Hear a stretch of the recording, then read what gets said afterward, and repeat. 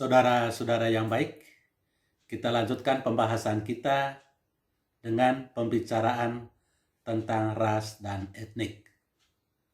Sub tema kedua dari kekuasaan dan kepincangan sosial adalah ras dan etnik. Saudara-saudara yang baik, Indonesia sudah beberapa kali diguncangkan oleh isu-isu ras dan etnik. Konflik antara orang-orang Madura dan orang-orang Dayak di Kalimantan Timur beberapa tahun yang lalu, atau sebelumnya antara orang-orang Melayu dan Dayak di Kalimantan Barat, merupakan contoh-contoh dari konflik yang disebabkan oleh isu-isu ras dan etnik. Dalam bab ini atau subbab ini, kita akan coba menelusuri tentang suku dan ras itu agar bisa dipahami. Kita mulai dengan istilah-istilah. Beberapa istilah. Pertama itu ras. Apa itu ras? Ras adalah orang-orang yang dikelompokkan ke dalam satu kelompok, atau orang-orang yang dikategorikan ke dalam satu kelompok karena mereka memiliki ciri-ciri biologis yang sama. Seperti warna kulit, rambut, muka, atau postur tubuh.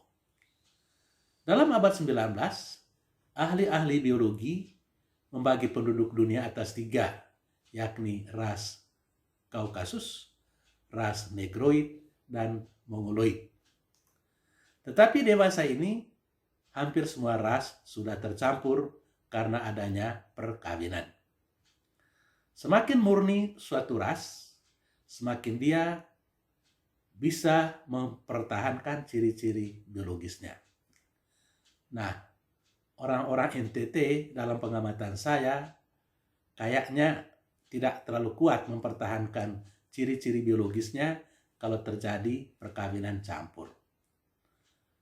Anak-anak orang-orang NTT yang kawin dengan ras lain seperti Jawa, Toraja, Manado, atau Cina itu selalu mengikuti ras-ras tersebut dan bukan ras NTT. Catatan, kenyataan-kenyataan biologis seperti warna kulit, jenis rambut, postur tubuh sama sekali tidak mempunyai hubungan dengan kualitas kemanusiaan atau kualitas intelektual seseorang. Mencampurkan hal-hal tersebut, mencampurkan warna kulit, bentuk rambut, postur tubuh, dan lain-lain dengan kualitas kemanusiaan atau kualitas intelektual seringkali menimbulkan malapetaka. Itu pertama, ras. Kedua, etnik. Apa itu etnik? Etnik adalah orang-orang yang dikategorikan ke dalam satu kelompok karena mereka memiliki kebudayaan yang sama.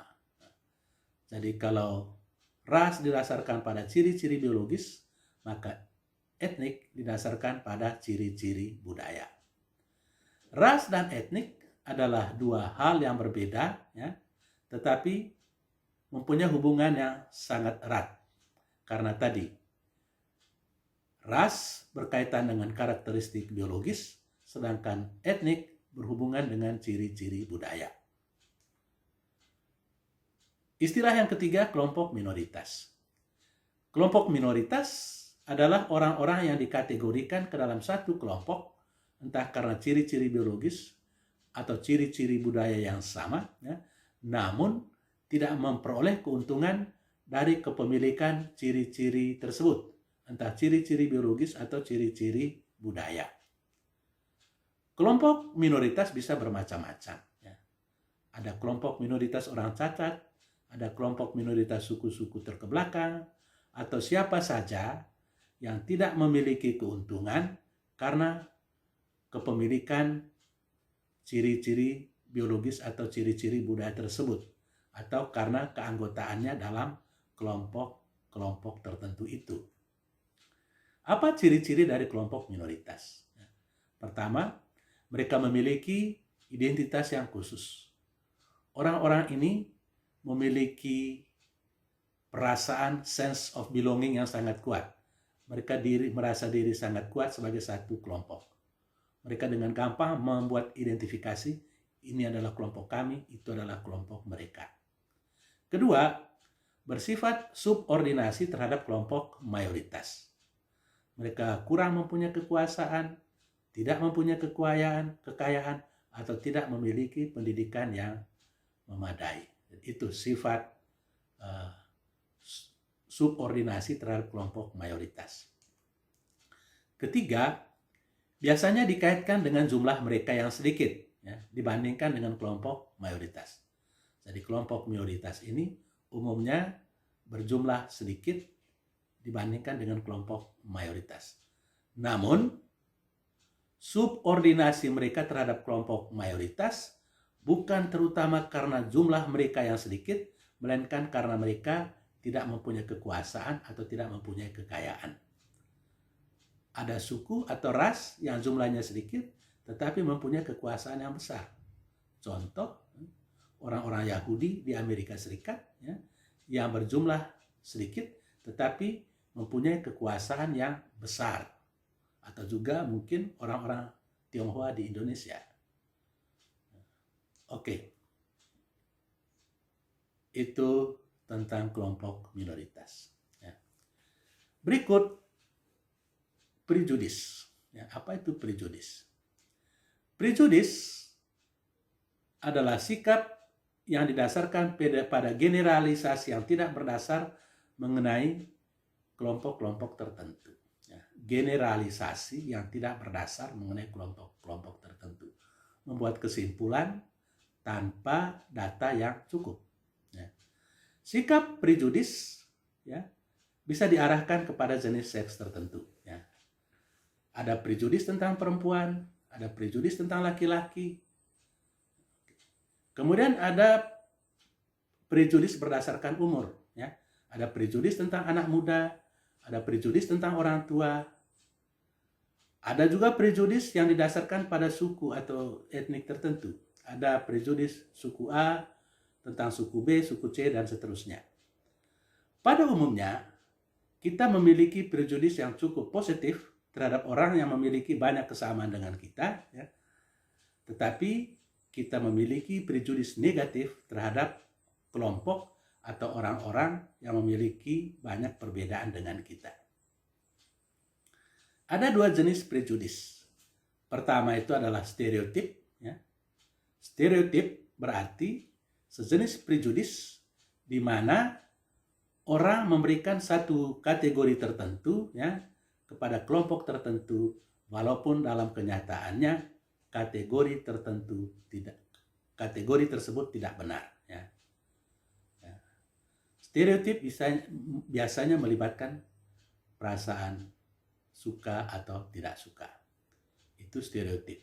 Nah, semacam prejudis, ya, terhadap kategori tertentu, ya, memberikan kategori tertentu kepada kelompok tertentu, walaupun dalam kenyataannya tidak benar. Oke. Kedua itu rasisme. Ini lebih berbahaya. Nah, rasisme, ya, adalah sejenis prejudis yang berbahaya karena mereka percaya ada suku-suku tertentu, ya, yang superior dibandingkan dengan suku-suku lainnya. Atau ada suku-suku tertentu yang inferior terhadap suku-suku lain atau ras lain. Ya. Itu sangat berbahaya, itu rasisme. Menganggap diri lebih tinggi, lebih hebat daripada suku-suku lainnya. Ya. Oke, berikut bagaimana fenomena prejudis ini dijelaskan atau dinilai, ya, oleh ilmuwan sosial, ya. Coba dijelaskan sebab-sebab dari prejudis ini. Pertama itu prejudis terjadi karena ada proses kambing hitam di sana, ada teori kambing hitam, ya. Ya. Jadi penjelasan pertama berasal dari teori kambing hitam. Ya. Teori ini dikemukakan oleh John Dollard. Ya. Menurut teori ini, ya, prejudis disebabkan karena frustrasi, di di mana seseorang dipersalahkan ya, karena kesalahan yang dibuat oleh orang lain. Saya yang melakukan kesalahan, tapi orang lain yang dipersalahkan atas kesalahan yang saya lakukan. Dalam bahasa Melayu dulu ada peribahasa, awak yang tak pandai menari dikatakan lantainya miring. Lantai dipersalahkan untuk saya yang tidak tahu menari. Jadi itu kambing hitam mempersalahkan orang lain atas kesalahan yang kita buat. Kedua, teori kepribadian otoriter. Ya. Teori ini dikemukakan oleh Adorno, ya, salah seorang dari ilmuwan sosial dari Frankfurt School. Ya. Menurut teori ini, berdasarkan hasil penelitian yang dibuatnya, prejudis merupakan kekhasan dari tipe kepribadian tertentu, yakni kepribadian yang otoriter. Jadi menurut dia, orang-orang yang otoriter, orang-orang yang berkepribadian otoriter cenderung memiliki sikap prejudis. Itu penjelasan kedua. Penjelasan ketiga, prejudis juga disebabkan oleh elemen-elemen kebudayaan tertentu, ya, seperti etnosentrisme, ya, yang menganggap kebudayaan sendiri atau kelompok sendiri lebih baik daripada kelompok yang lain. Jadi dalam hal ini, kelompok sendiri cenderung menilai lebih tinggi, lebih baik, lebih hebat daripada kelompok-kelompok lainnya. Itu penjelasan yang ketiga. Dan penjelasan yang keempat, prejudis disebabkan oleh konflik sosial yang berkepanjangan antara kelompok-kelompok tertentu. Jadi ada dua kelompok yang selalu terlibat dalam konflik, kelompok A dan kelompok B. Apapun yang dibuat oleh kelompok A akan dinilai negatif oleh kelompok B. Demikian pun sebaliknya, apapun yang dilakukan oleh kelompok B akan dinilai secara negatif oleh kelompok A. Dan itu disebabkan karena konflik yang berkepanjangan dalam sejarah kelompok-kelompok tersebut. Ya. Dan sikap ini diambil untuk membenarkan diri. Oke, poin ketiga adalah tentang diskriminasi. Ya. Jadi saya ingatkan kembali, pertama tadi kita omong tentang istilah-istilah, kedua itu tentang prejudis, sekarang ketiga itu tentang diskriminasi. Apa itu diskriminasi? Diskriminasi berarti memperlakukan kelompok lain secara berbeda-beda. Jadi memperlakukan kelompok lain secara berbeda-beda. Ada diskriminasi positif, ya, kalau diskriminasi itu membawa keuntungan. Dan ada diskriminasi negatif kalau diskriminasi tersebut membawa kerugian. Kalau prejudis adalah penilaian atau sikap terhadap kelompok tertentu, maka diskriminasi adalah suatu perlakuan, tindakan konkret. Jadi sesungguhnya diskriminasi jauh lebih berbahaya daripada prejudis. Bagaimana hubungan antara prejudis dan diskriminasi? Ada beberapa kemungkinan hubungan. Yang pertama, orang melakukan tindakan diskriminasi karena dia memiliki prejudis. Jadi ada prejudis, maka ada tindakan diskriminatif. Ada prejudis, maka ada tindakan diskriminatif. Misalnya, ada prejudis kelompok tertentu makan banyak, ya, maka tindakan diskriminatifnya adalah saya tidak mau bergabung dengan kelompok itu waktu makan. Itu pertama. Kedua, orang tidak melakukan tindakan diskriminatif walaupun dia ada prejudis. Jadi ada prejudis tapi tidak diskriminatif. Contoh, saya memiliki prejudis terhadap suku tertentu. Karena prejudis itu sebetulnya saya tidak menerima orang dari kelompok tertentu atau suku tertentu itu untuk menjadi karyawan. Tapi karena saya tahu bahwa orang tertentu itu memiliki keahlian dalam bidang yang saya butuhkan, maka saya tetap menerima dia walaupun saya punya prejudis. Oke. Berarti saya punya prejudis tapi tidak melakukan tindakan diskriminatif. Ketiga, orang melakukan tindakan diskriminatif walaupun dia tidak memiliki sikap prejudis. Ya. Contoh, saya memiliki sikap prejudis terhadap suku tertentu, tetapi yang menentukan penerimaan karyawan adalah kepala personalia yang ada di bawah saya. Saya mengurus kepala menyuruh kepala personalia itu untuk tidak menerima orang dari suku tertentu itu menjadi karyawan di perusahaan saya. Dan akhirnya dia tidak menerima karyawan tertentu itu walaupun dia tidak memiliki prejudis. Dia melakukan tindakan diskriminatif walaupun dia tidak mempunyai prejudis. Dan yang terakhir yang ideal adalah dalam tindakannya orang tidak memiliki prejudis dan karena itu tidak melakukan tindakan diskriminatif. Oke. Diskriminasi dapat juga bersifat institusional. Dalam hal ini, kelompok mendapat perlakuan diskriminasi. Contohnya, dulu ada cerita di Amerika Serikat bahwa ada gereja khusus untuk orang kulit hitam, gereja khusus untuk orang kulit putih, ada sekolah khusus untuk orang kulit hitam, ada sekolah khusus untuk orang kulit putih, ada kereta api khusus untuk orang kulit putih, dan ada kereta api khusus untuk orang kulit berwarna. Ya.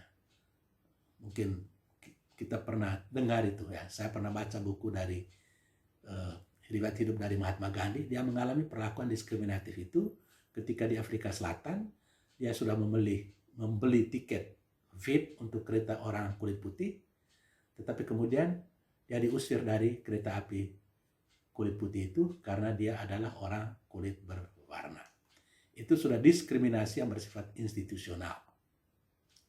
Mengapa diskriminasi itu sulit dihilangkan? Menurut William Isaiah Thomas, ya, alasannya atau dia menjelaskan itu dengan hipotesisnya yang disebut self-fulfilling prophecy, ramalan yang akan terjadi yang akan terpenuhi dengan sendirinya. If you define situations as real, they will be real in their consequences. Sesuatu yang didefinisikan sebagai benar akan menjadi benar dalam kenyataannya. Atau secara sederhana, kita bisa katakan kalau kau percaya itu sebagai benar, maka akan benar-benar terjadi atau sungguh akan terjadi. Ya. Dengan hipotesis seperti itu, William Isaiah Thomas mengemukakan dua hal. Pertama, realitas tidak selalu merupakan fakta, melainkan bergantung kepada definisi atau interpretasi atau makna yang diberikan oleh orang-orang lain. Kedua, jika sebuah kelompok didefinisikan, ya, dimaknai secara negatif, maka mereka akan bertindak secara negatif, ya, untuk membenarkan definisi tersebut. Ya. Jadi kadang-kadang orang yang seringkali mendapat stigmatisasi, kadang-kadang melakukan hal-hal yang distigmatisasikan itu, sehingga akhirnya apa yang distigmatisasi itu menjadi benar. Daripada dituduh mencuri terus, mendingan mencuri sekalian mencuri saja. Jadi sesudah distigmatisasi sebagai pencuri, dia benar-benar mencuri. Ya. Diskriminasi ini membentuk lingkaran setan, sulit keluar karena pertama, atas dasar etnosentrisme, ya, kelompok minoritas didefinisikan sebagai orang yang tidak mampu, atau orang yang tidak terampil, atau orang yang malas. Itu tahap pertama. Ya. Itu hanya karena definisi saja. Ya. Akibat definisi tersebut, kelompok tersebut menempati posisi-posisi yang tidak menguntungkan di dalam masyarakat. Ya. Jadi pertama tidak hanya karena didefinisikan demikian, lalu kedua karena definisi itu mereka menempati posisi-posisi yang tidak menguntungkan di dalam masyarakat. Dan pada tahap ketiga, penempatan posisi yang tidak menguntungkan di dalam masyarakat itu dipakai sebagai bukti untuk membenarkan bahwa mereka memang tidak mampu. Nah, bisa lihat ketidakadilannya di situ. Pertama, tidak hanya karena definisi bahwa mereka tidak mampu. Kedua, karena definisi itu mereka menempati posisi yang tidak menguntungkan. Nah, tahap ketiga, ya, penempatan posisi yang tidak menguntungkan itu dipakai sebagai bukti untuk menunjukkan bahwa mereka tidak mampu. Nah, akibatnya muncul prejudis dan diskriminasi yang baru. Oke, itu tentang diskriminasi. Dan terakhir itu tentang pola interaksi mayoritas dan minoritas. Ada 4 kemungkinan pola interaksi. Yang pertama itu yang ideal itu adalah pluralisme. Dalam pluralisme, semua kelompok memiliki status sosial yang sama, walaupun mereka memiliki perbedaan-perbedaan. Indonesia yang plural adalah Indonesia yang bisa hidup berdampingan, sekalipun mereka memiliki sejumlah perbedaan. itu adalah situasi yang paling ideal. Kedua, asimilasi.